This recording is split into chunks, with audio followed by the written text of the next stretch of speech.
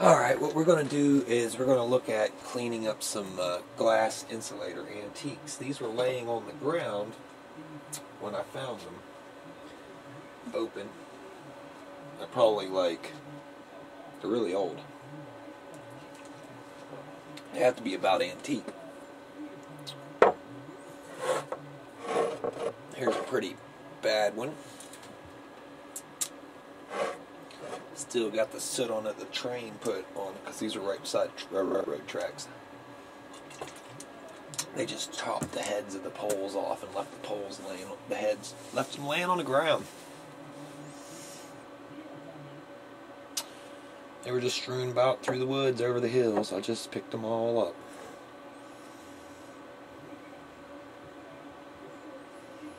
Down in ditches, you can see I left a couple because they were just so smashed, but I guess I should have took them.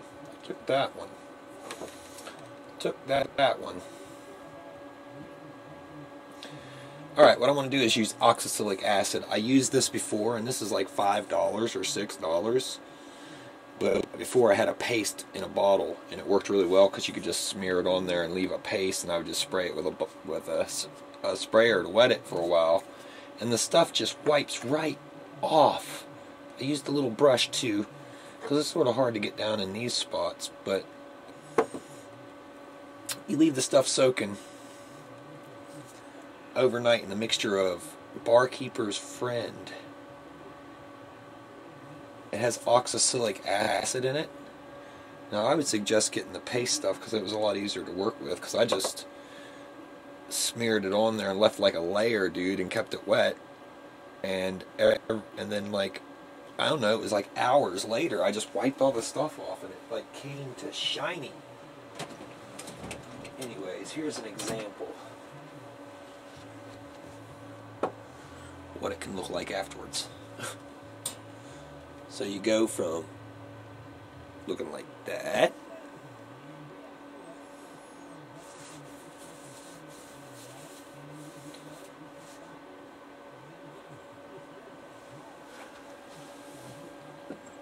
$75, 100 years later outside beside the railroad, you end up looking like that. This one looks like it was laying in the grass.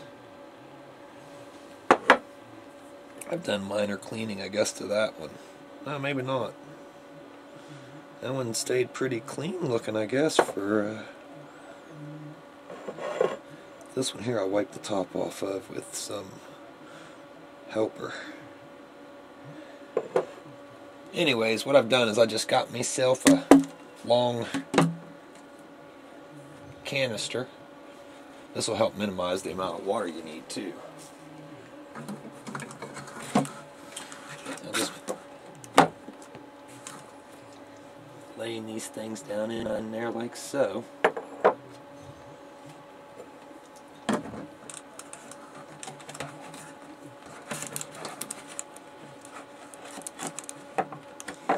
This one here got a little messed up by setting beside a heater. Just lay these in here.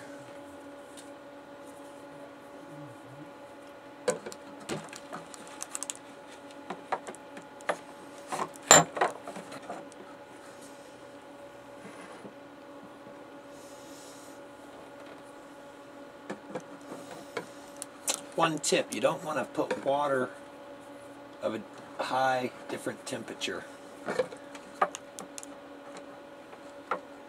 If you'd like, I don't know how you do it. You might have something you can set them in side by side. I do not, so. Then what you're going to do is you're going to mix yourself some water and oxalic acid. I guess make the water hotter, it'll make it dissolve easier. It's hard to get to dissolve. You can see this water's already starting to get a little brown. It's been in there for an hour. Anyways, what you really need is a toothbrush, rag, some of your oxalic acid, preferably in the paste. It's already semi-dissolved sort of anyway, because it's in a moist situation, so it's easier to mix with the water. Because this stuff's pretty powdery and it doesn't want to really mix that well. if you're going to stack them like this, I would suggest maybe putting a piece of something between each one. I don't have anything cardboard, I thought, but I'm just going to be real careful with them. Set them in my bathtub overnight. I think till tomorrow night, and they should be pretty easy to clean. We'll see. But as you can see, they're pretty dirty. This is one that I shined up, so like $16 for this one. Alright people, here we go. This is after about 2 days of this stuff soaking. I did work it with my hands. There's one.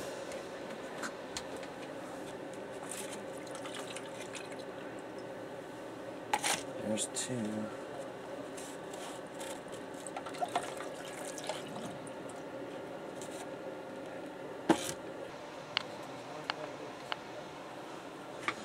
Alright, here we go. I use a toothbrush.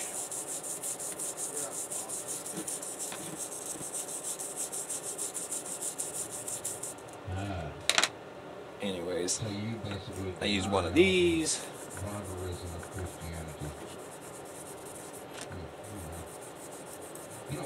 Just had some time on my hands, and I tried to lower its prayer, and then I played it in reverse. Sounded pretty damn satanic.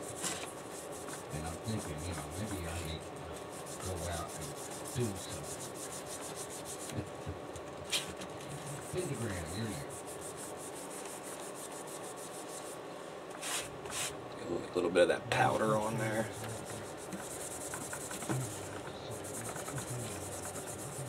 Anyways, the longer you, like I'm saying, the longer you leave it in there, the easier it is. And if you get barkeeper's helper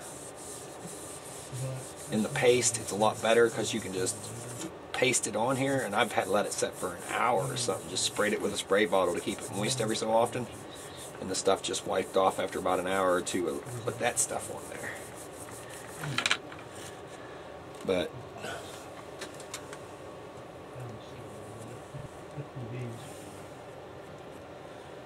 I don't know if you can see the stuff on there, but after rubbing it with that soaking, it's coming off. Anyways, see this one here?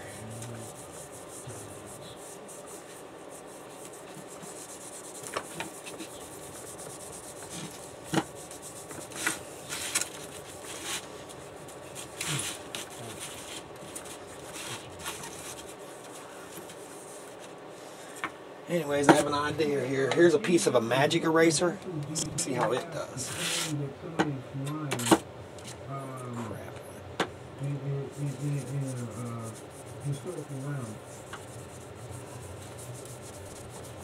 What credentials do you have in determining somebody's lying? Or let me ask this another way, because you don't necessarily need. Oh, so you can relist it. So, when you say Odin was after Jesus, anyways, this is a little plastic pad thing. It's like a Brillo pad, but it's plastic. Seems to be working pretty good. Odin came before, or Odin came after Jesus.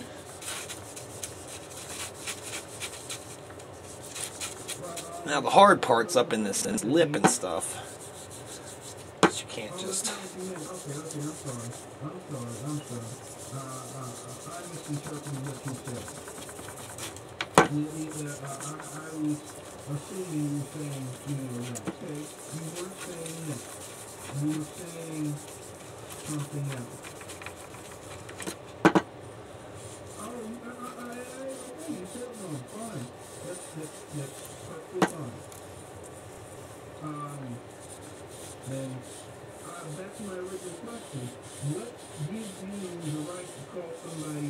Yeah, I think these little plastic scrub pads. People say they use SOS, Brett, pillow pads. They probably work bad, really awesome. But I was sort of scared to try that.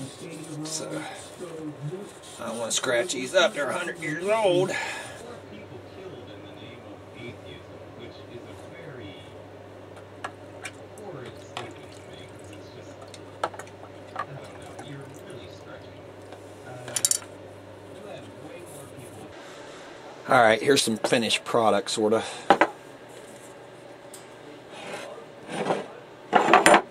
These things are pretty sweet looking, aren't they?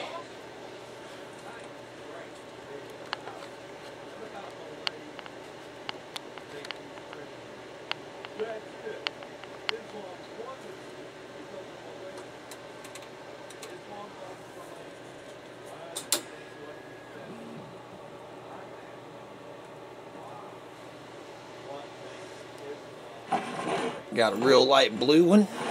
Couldn't really tell before. They were all covered with train exhaust soot. Anyways, there you go. Look at that one, isn't it bad? It's got all kinds of lines. That's a malfunction in their process. And there's bubbles in there. I don't know if you can see that one.